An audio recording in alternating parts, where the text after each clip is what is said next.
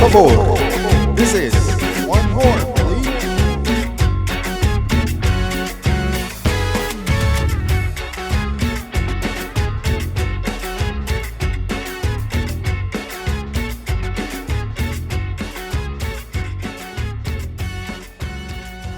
How are you today, Krystall? I'm good. How are you doing? I am doing great. I just drove in from. We're both coming from out of town. Oh, yeah. I went to go celebrate my aunt's 50th birthday in Galveston. So yeah, go, Auntie. drove in this morning, and I'm like, I want to sleep at 5 a.m. So I'm like, Oh you know my what? goodness. It's all good though. Yeah. That life on the road, you know what I'm saying? Yeah, but you're also just, you guys were on the road as well, and you just, came into town. So Yeah. where are you We guys just coming rode in. from? So we came from San Antonio. Okay. Yeah, last night we had a show with Zero, and the previous night we had Dallas. Nice. So tonight is the last city on the tour, so I'm excited. How do you feel about coming and performing in Austin?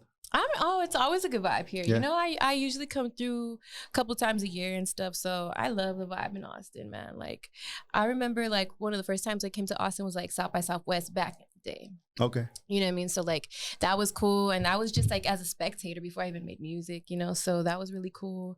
And then now like I did South by this past year, and I just hope to like get bigger and bigger shows, you know, eventually. South by is where it's at. Hey, Yeah. You know what? You come around, and, it won't be the first one we'll collaborate. But before anything, I want to welcome the condecorated Latina rapper from El Paso, Krystall Poppin. Thank you. She's in the studio. Thank you guys. The reason why I wanted to invite you is because I've followed your music for some time. I'm always looking out Really?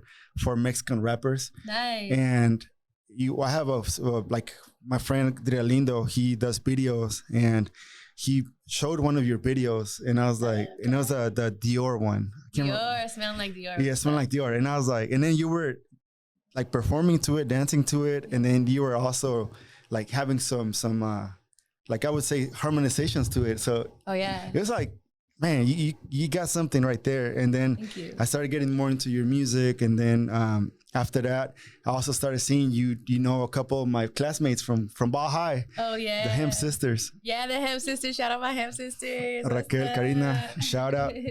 But nah, it's pretty cool. And then from that, it's just been like, how can I have her in the studio? And we contacted your team, and appreciate you being here. Yeah, of course. Yeah, I'm excited to just like, I want to get like my story out there, and I want to do as much interviews as I can, because I think that now is time, like now that everything's picking up and things Yeah. are going really good right now. So I'm just excited to just, come around and like let people know who I am. That's pretty cool. And then I think like the best way to do it sometimes is like smaller spaces like this podcast, where Yeah. it's not a 2-minute interview in the Yeah. TV. It's like a little more longer. Yeah. Sometimes some stories might be a little more vulnerable. Yeah. Sometimes they're gonna know a little more. They're gonna know a little more about you. But at the end of the day, like for us is our podcast is created to bring out those stories to light and talk Yeah. about football, vida en cultura, music. That's where it's at. And then before we get into your story, we want to just give a couple of things to our listeners out there, whether it's YouTube, Spotify, Golz TV. We appreciate you guys. And also thank you to Still Austin for the whiskey. We're drinking the whiskey and Coke today. Straight. So cheers. Salud. So my friends told me yesterday that I drink like a tío. Como, a ver. because I like straight liquor. I don't really like mixers or chasers or anything like that. So they went to the store. I usually drink Henny. Okay. And then for some reason the liquor store didn't have Henny. So then they were like, so what else do you want? And I was like, get some Crown. And they're like, oh, the apple Crown? I was like, no, the original Crown. And they're like, what? What? And I was like, yeah, I like the original Crown, no flavors in it, no nothing. And they're like, okay, Theo. Hey, what Henny, if you're out there, you know what? Someone's upcoming and they're getting bigger. So I be hitting them Henny. I be tagging them and stuff Yeah. because that's my shit. I mean, I'm sorry if I don't know. Nah, you can cuss. Like, it's cool. Okay, good. That's my shit. You know what I mean? Like, I love Hennessy. I just think like it's my vibe. Yeah. People are just like, oh, how could you drink that? And I'm just like, it's just who me. you are. Like, Yeah. it puts me in my vibe. Yeah, no, that's cool. Like I know some, like Crown, some like Jack, some like Este Patron, but hey, lo que caiga. That's how I am. Let's go into like to get to know more about you, the life of Krystall. The life. And I'm pretty sure there's a lot of pretty cool stories, but I want to first start out with growing up in El Paso. How was your upbringing like, and how did that shape the person you are right now? So El Paso I love El Paso because it's like a small town, but it's like it's getting bigger, you know, and you can feel that. You can feel like the changes happening, like from when I was little, and like right now, I definitely feel like it's more up to date. There's more stuff happening around. And the crazy thing about El Paso is the place we are in Texas, we're so far from every other city in Texas. Like I'm 12 hours from Houston. I love it. I mean, I'm 9 hours from Dallas. Like no one just like picks up and just goes to Dallas or anything like that, you know? So, cause everything's so far. So I think that forced El Paso to be like its own thing, which is a beautiful thing. And we're also a border town. So I think that being on the border, it also allowed us to become this like melting pot of like Mexican culture with American culture. So El Paso is a really special city. It's like the gem in the desert, I feel. And growing up there was really cool. I feel like because we're so different, and now that I make music, I'm able to like bring my culture, like, and integrate my culture into my music. And I think that is allowing others to be like, oh, she's different. And it's because I come from somewhere that's different, you know? So I think that's really cool. Growing up, you know, like I was kind of antisocial and stuff, but I feel like it helped me shape my character. Like I love who I am today because of like the hardships I had growing up and stuff, you know? So like my mother was single mother because my father died when I was little. So like it forced us to like live a different way than I was. Like, you know, I knew my daddy passed away when I was about to be 5. So like when everything just changes like that, you don't know like what to expect or what to do. Like growing up without a father is really, really hard. But I feel like my mom did a good job, you know what I mean? And I really found myself through the music, honestly. I was a lost kid, but like music really saved my life. So I think that I take like my career very seriously. I do everything I can to make sure that I'm sharpening my skills all the time. I'm making sure that that I succeed in this career, because you can work on this for 10, 15 years and nothing can come from it. And it's happened time and time again. It's like they call them casualties of the industry. And I'm very determined to not be a casualty of the industry and make sure that I, you know, bear fruit from my labor, like putting into this career. So that's one thing that I've noticed. I've also been listening to a couple of podcasts where you're featured, and how you talk about you're serious about your craft. You're serious about like trying to find this, you know, tune up every single, you know, knot that's might be loose or, you know what. But I think sometimes, that is it, but also like you get to do something creative at the end of the day, and it's like put out some dope ass music. You know? For sure. And that's a beautiful thing. Like it's crazy because it's so fun, you know. Sometimes it's not fun, and I think that's why a lot of people quit when they do this, is because sometimes it gets not fun, and because there's some amazingly fun times that can come with a career like this. But when it's not fun, people start losing interest, and they start like seeing that it's not worth it. But it's crazy because those are the times that like determine who's meant for this and who's not. You know, and I've definitely gone through several rough patches throughout the time that I've been making music. Like there's been several times where I felt like maybe other people would have quit. And I just like, I don't know, there's just like hope and this like belief in myself that I was like, I can't quit. I don't care if nothing's happening right now. I don't care how stagnant I feel. Like, I don't know what I'm doing, but I can't stop, you know, and I never did. So. And like say, whenever you get into a point where you're stagnant, and also sometimes even you run out of ideas, so you run into this creative block, what do you do to overcome it? What is something that, you know, Krystall's like, all right, let me just go back to the basics? And like whenever I feel stuck or uninspired, like I force myself to do other things. Like for instance, if I'm just like, man, I feel like I'm in a funk and I haven't been inspired, I'm gonna be just like, you know what? I'm not gonna think like that, and I'm gonna throw on music videos from artists that I love right now, and I'm gonna watch their music videos all day.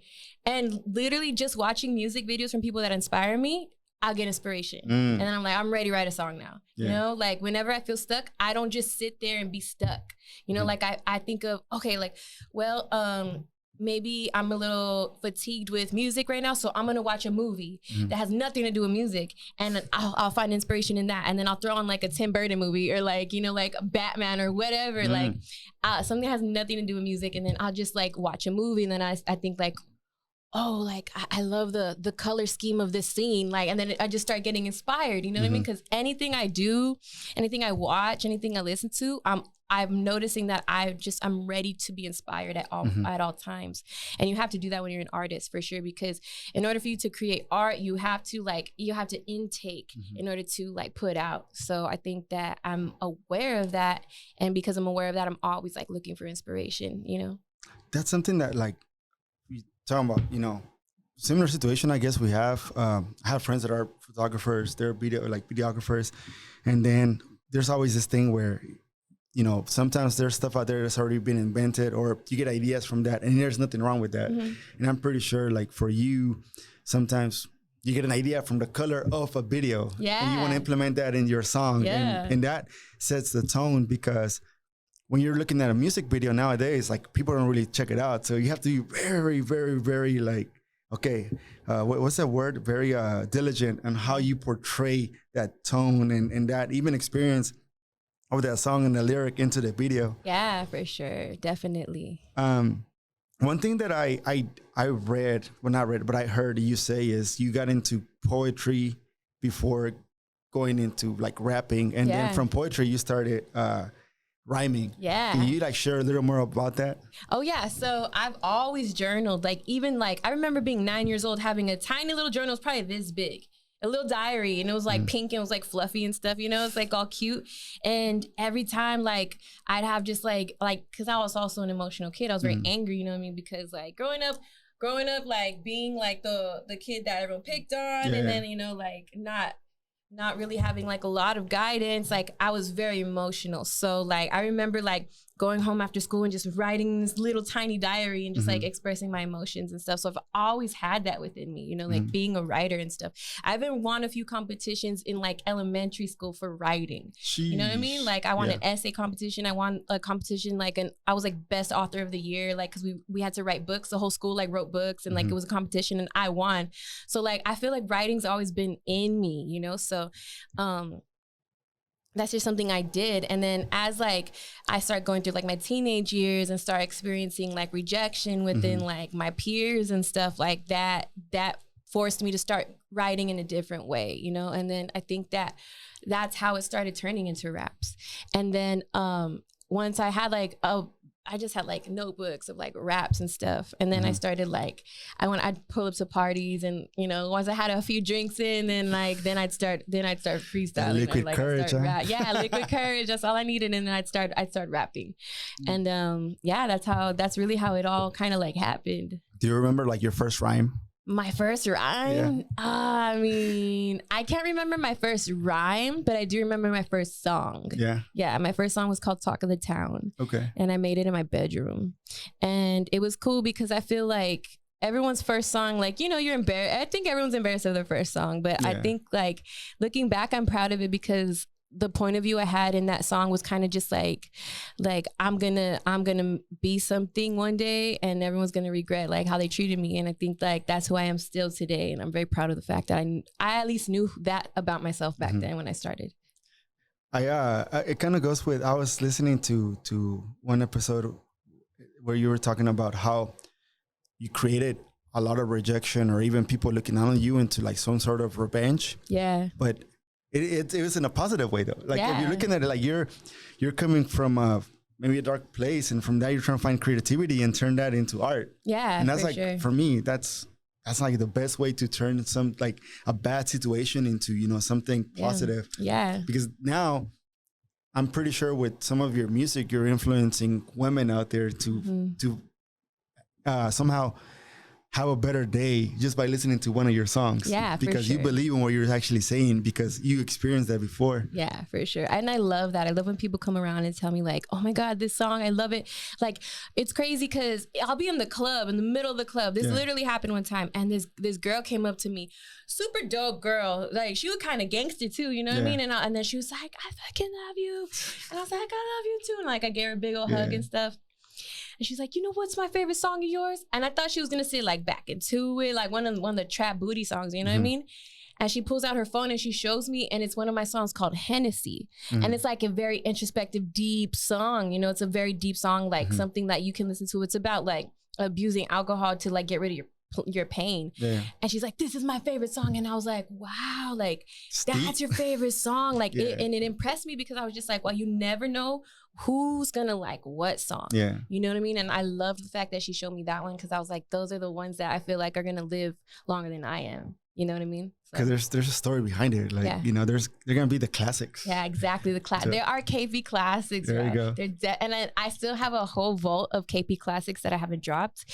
And I'm excited for all of that to come out for sure. A lot of like, because I feel like I love putting out music like that, because that's who I am. That's who I really at my core. Like, I'm someone who feels, who knows how to feel and knows how to express those feelings. And it helps other people who don't know how to express their feelings. So I love those songs. So expect way more of those from me for sure. Indeed, we are. Another thing is, you're a rapper, of course. You have to rhyme. We also have to perform, dance to some of the songs, and you also have to sing to some of the songs. But yet, you also have touched on other genres like electronic. How's it that for you? Like, how can you know, because you become a multifaceted artist with your craft. Like, you're not just sticking to one genre. Like, and I think like that's the key nowadays for artists. You have to be able to at least maneuver or find a wiggle room to where, okay, I can do more than just a rap song. So I was talking about this with one of my friends actually, and he was kind of like, because I was kind of telling him like, what's my sound? And he's like, you don't have like a sound musically, because you are your sound. And I was like, what do you mean? And he was like, it's not that you put out a song and it sounds like the last song you put out. Every song you're on sounds like you, and you make it your own, whether it's EDM, whether it's straight up hip hop, trap, whatever I'm doing. Like, he's like, it sounds like you. You know, so like you're making the song. And I was like, that's really cool, because I feel like I can make multiple genres of music and just like do my thing and like kind of be present in that world. Like, how would I sound in that world? And I love that. And I love music just in general. And I've also listened to a bunch of different music. Like, I didn't just grow up listening to hip hop. I grew up listening to a bunch of music.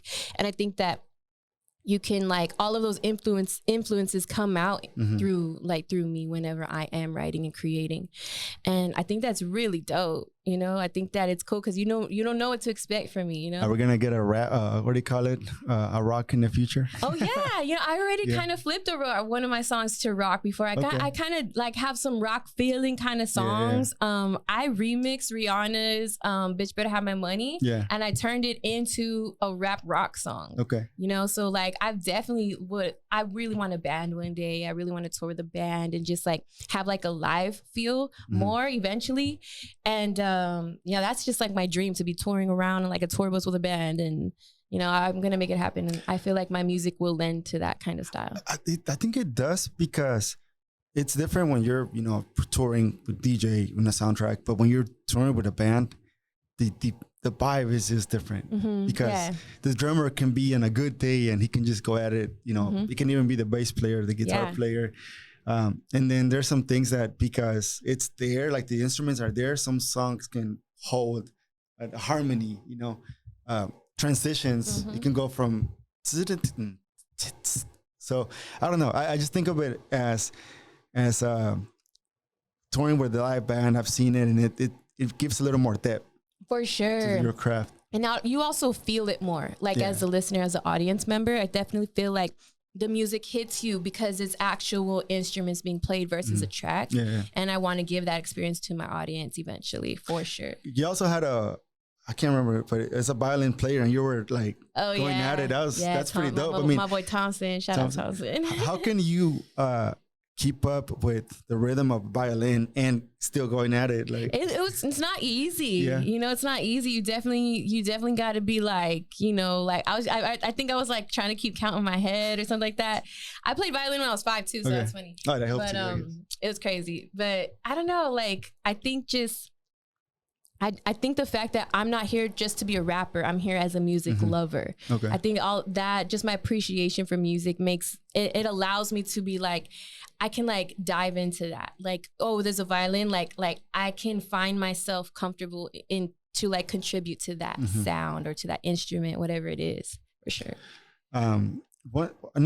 The one thing I want to touch on is also as a Latina rapper, I know the rap industry, the hip hop industry, it's still it's gotten better over time, but it's it used to be predominantly male dominated. Yeah. As a woman, how's that been for you? But also as a Latina woman, like what's the vibe you get back from the Latino people out there? So I think just being a female rapper, period, is hard because people don't want to give you your credit. No matter how good you are, they just like simply like they don't want to listen to you just because you're a female. First of all, second of all, once they find out you're a Latina, then that's a double like I don't want to listen to you because you're Latina. You know what I mean? Because it's just really hard, like we're having to like step into this genre. Like we grew up listening to it and we want to be a part of it, but we didn't start it. We've been a part of it, But it's not something that it's not something like and I appreciate the people who do allow me in the space, and accept me in the space.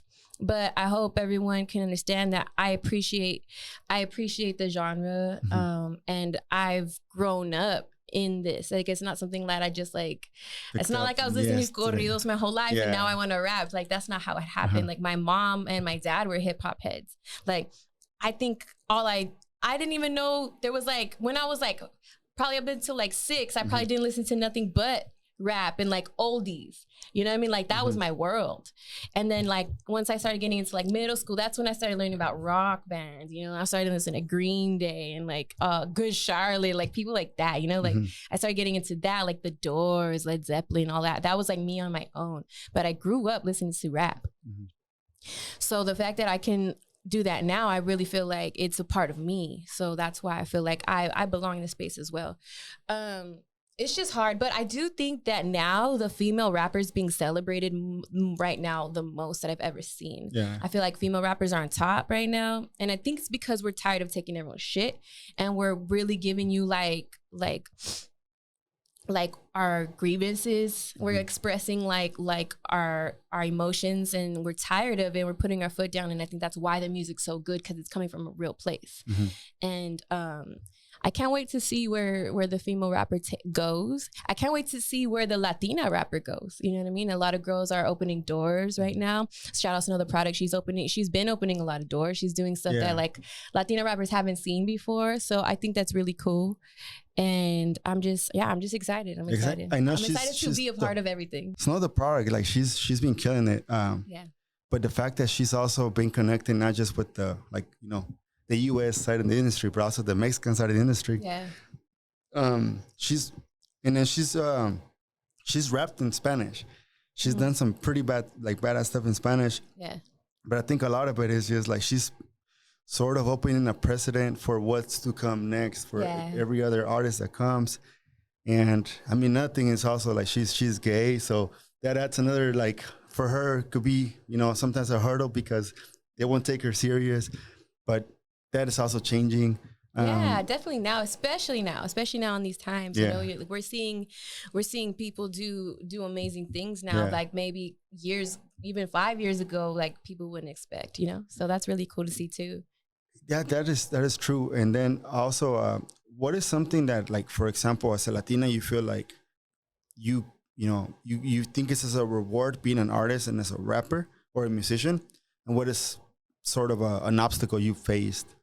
Like, what have I faced, like, as a rapper? Or just like saying in your craft or in the industry, like, what is something that you're like, it's just a tough cookie to deal with? A big thing I've noticed, for sure, is that sometimes Latinos will get involved in the industry, and then the industry doesn't know what to do with us. You know what I mean? Because they're not familiar with our culture. And you get like executives and people who like are not familiar, and they make you do things that they think you're supposed to do, and then it just doesn't hit the way they think that it's supposed to. And I really hope that that can change by more Latinos getting into the industry. We need more Latino managers, more Latino A&Rs, more Latinos just in the labels. You know what I mean? Because I saw that Hot Cheeto movie. You see the Hot Cheeto movie, the Flamin' Hot? I haven't seen it yet. Right? What happens in the movie is the main guy, he's trying to introduce the Hot Cheeto product to like the CEOs and stuff. And he's trying to let them know, he's like, you don't know my people. He's like, I know my people and I know what they like, and I know this is what they're gonna like. And he was right. You know, so that's kind of like what I'm saying. It's like you can have all the talent in the world being a Latino in the industry, but if no one knows how to move you around, you're not going to get far. And I think that's a big problem for sure that I've personally experienced. You know, and I think that holds a lot of us back. And I just hope to eventually later on, a couple years down the line, when I do decide to retire, I want to still be involved in the music industry, but maybe as like someone who can bring other art, develop other artists, maybe be a manager, maybe be an A&R, maybe work at a label or something, you know, eventually down the line. But yeah, I definitely think that more Latinos need to get into the industry, and I think we lack representation for sure. I feel like there's some sort of disconnect in the Latino industry from, especially in music, because it's either rock, banda, or regional, but you know, the rap part is like they don't know what to do with it. And then you're going into like, say, a record label, and I think even Snow faced a situation where they wanted her to be a certain way, and she's like, nah, bro, like I want to be my own, like, you know, my own person, like my own, you know, like product. And I can see where that is coming from, because whenever you don't understand someone's culture, it's hard. And I imagine what had happened to the rappers in the past. You know, like what did they have to go through for them to actually get their message through and let people know, like, no, dude, we're not gonna be like putting out something that is not us. And nowadays, I feel like every time we think of, you know, urbano rap, you know, hip hop, you always have everybody, you know, using Karol G, you know, as an example.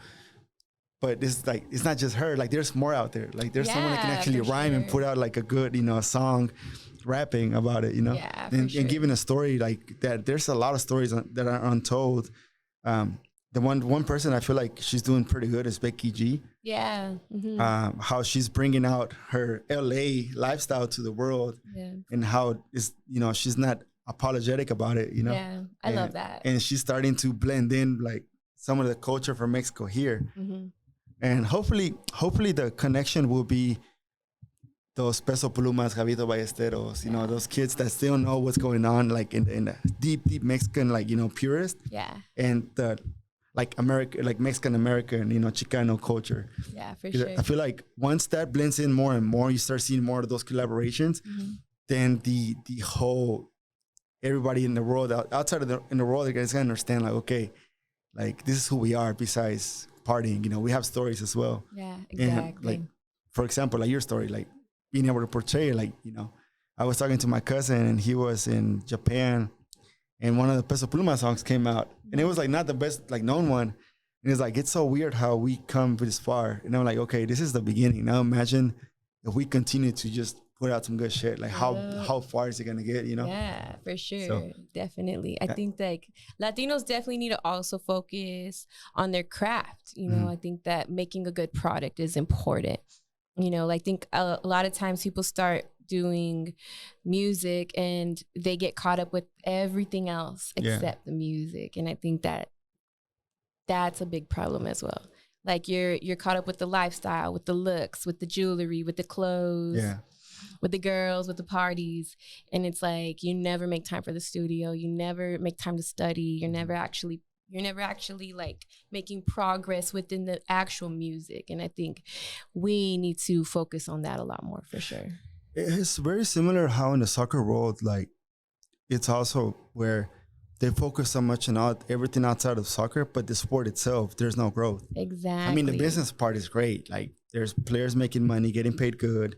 They have, you know, they're wearing all these big brands, which is great. Yeah. But when it comes to going to the World Cup, they don't know what the fuck to do because they've never been in a situation where they have to compete in a high level against an English team, against a German team, or against a Dutch team. Yeah. So imagine, like, sometimes as Latinos, we want to be in these spaces, but we don't work in our shit, you know? Like what you're saying earlier, we don't know how to dive into those tough situations, or how do we, deal with, adversity, or like earlier, like, sometimes you're stagnant and you don't know, like, you're stuck. Like, what can you do next? Yeah. I think after you find a place where you're stuck, you're like, that's it. I'm done. Yeah. People, it's like, this is my moment to give up. And it's just like, no, that's your moment to go harder. Yeah, exactly. Exactly. Like, you weren't giving up when things were good, like this is a time to prove it to yourself. Yeah. I love to do that. I love to, like, prove it to myself. And I I feel like all my juice is gone. Like, what do I do next? What else could I possibly say? And then, and then I'm like, no, like, I'm going to find it somewhere. And then boom, I make my next song, Then you've been dropping like a lot of, good songs, but you've also been featuring with several artists. Baby Bash is one. Yeah, I know Jenny 69, GT Garza. Yeah. I'm pretty sure you're going to continue to drop it, but like the fact that, like you're doing stuff with other people, that's great. And then you're going to perform with Zero, who is a legend in Houston. Mm-hmm. Yeah. So, but I want to, like, if we get a chance, know about like how those collaborations, how do they, come to fruition? Like, what is the process like whenever you guys think of a collaboration or a featuring with another artist? So a lot of my features actually happen because I have personal relationships with these people, So like, I've been around Batch for a couple years already now, and I've actually hopped on some of his songs before, but I've always waited for the right moment to ask him to be on one of mine. And then, I just wanted to build our relationship and make sure that we were on, just kind of let him know, like I respect you and I appreciate everything that you have done for the culture. And I wanted the right song to come around. And when I finally made the right song, and I felt like, what, I think it's time. And I just sent it to him. And it was so easy to like make it happen simply because of our relationship. And I thought that was really cool. Jenny 69, like, she's someone that like I had met in person, and we just like loved each other like right off the bat. It was so cool, like the way we met and everything. And then we just started following each other. And then, I think like 2, maybe 3 years passed, and then that's when she was like, let's get on a song, so it was just kind of like things like that, like where maybe like you meet someone and you want to collab right away, and they don't give it to you, and then people like, oh, then fuck them, like. And it's like, nah, like, you shouldn't look at it like that. You should look at it like, oh, like, I made first contact. Like, that's the first step. Like, let me start working on a relationship. And sometimes people prefer to do features like that. Yeah. Like, they don't want to just give out features to everybody. It just doesn't happen. But I think that definitely networking is a big thing for sure. And I think that all of my collabs have pretty much been about the networking I did for a long time. I have a song with Paul Wall that's going to come out, but him too. Like, I remember meeting him when I first went to Houston in 2019, wanting him on a track, obviously, but it barely happened right now. You know what I mean? So you got to really work your people, work your connections. Yeah. Don't let your connections die. You got to nurture your connections for sure. Make sure you're checking on people, make sure you're supporting, make sure you're liking, and make sure you're letting them know, like, I'm not just here to get something from you. Like, I'm here and I want to work with you because I respect you and because I support you. You know what I mean? That's like, I think that's why, like, it's similar to how it is here, where we had by this time it was 102 episodes, and a good amount of those is just networking with people. Like, but not just networking with them just that day, but also as time goes by, whether it's barbers, whether it's artists, muralists, musicians.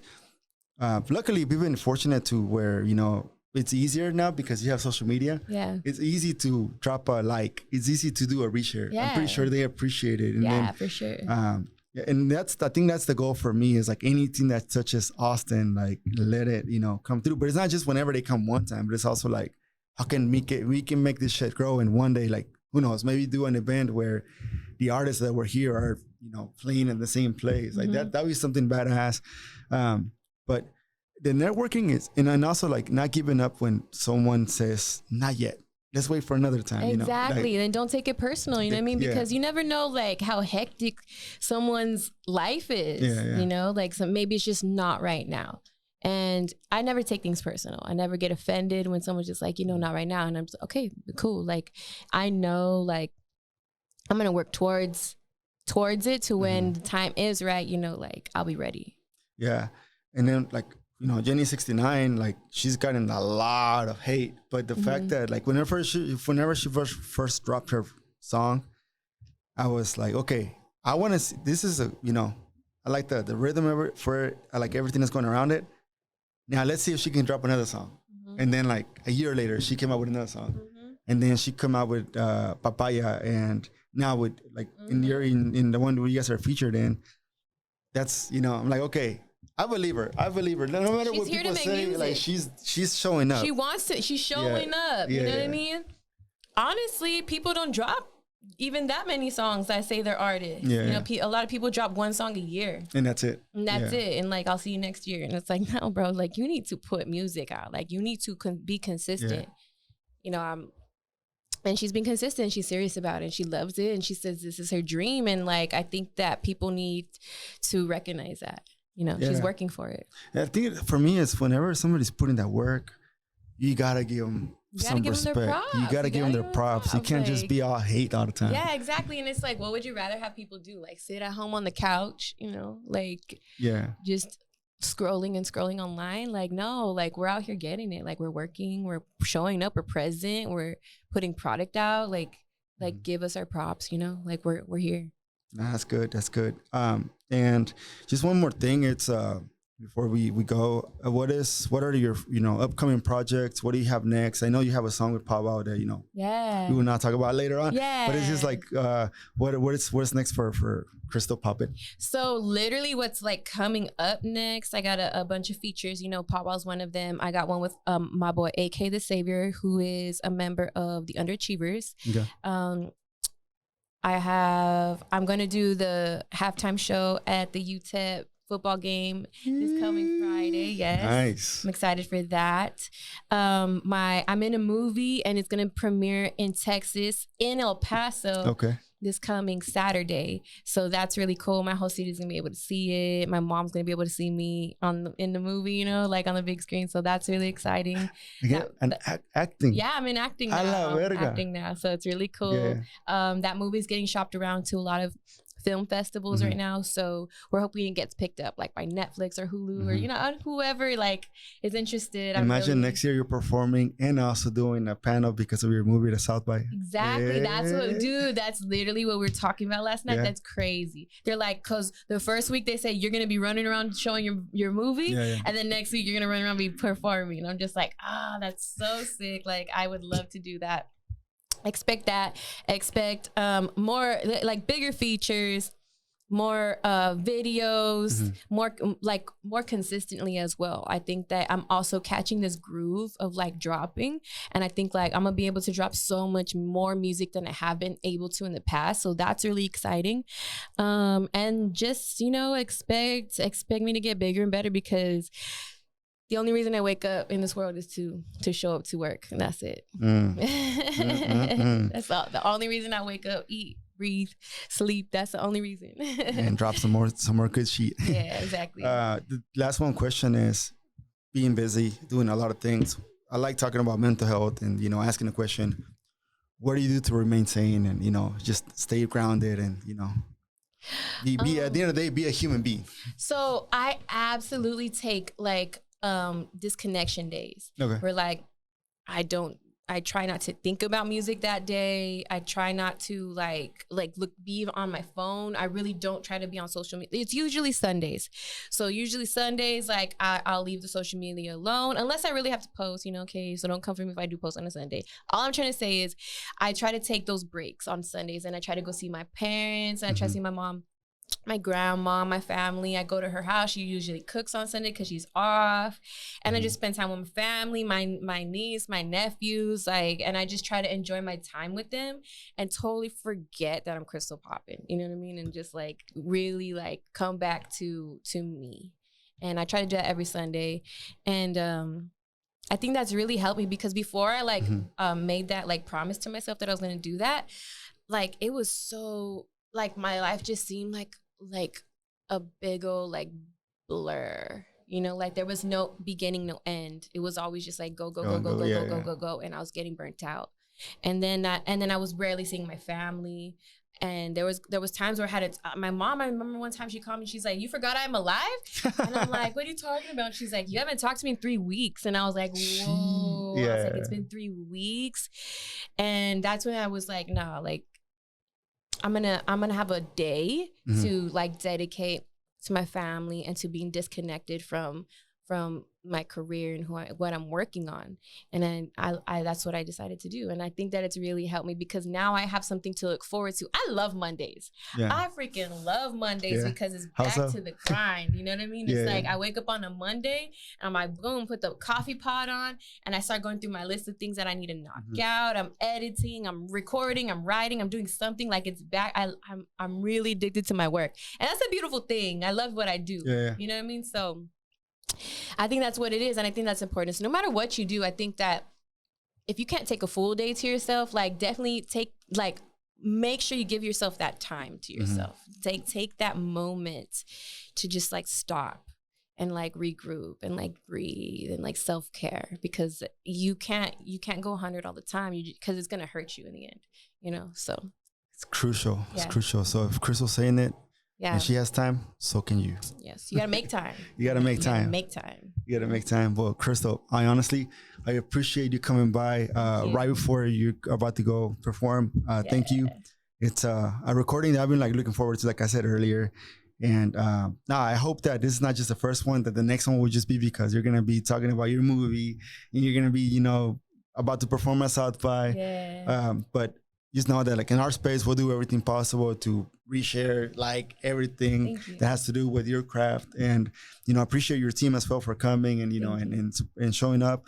And also Duke, thank you for, you know, helping me out. He's part of Otra X Favor now. He's going to be behind the scenes. The reason why a little bit is because I did 2 recordings last Wednesday back to back and I forgot some stuff and I'm like, okay, I need help. Oh, so, okay. That's good. Yeah, it's good to have a team, you know? Oh, yeah. It's a talented individual. Patito Malo PR. So, bueno, raza, se cuidan, se portan bien y arriba la América.